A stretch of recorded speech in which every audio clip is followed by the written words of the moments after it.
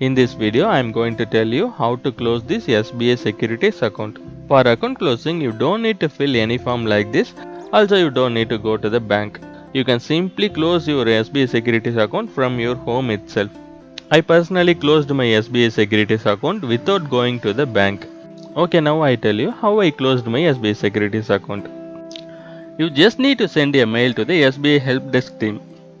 Here is the mail ID.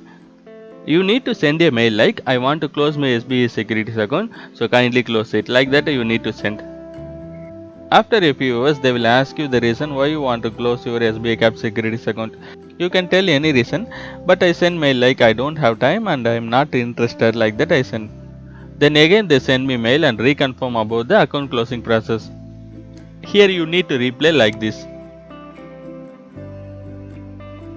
Next day I received a mail like your account closing request is under process.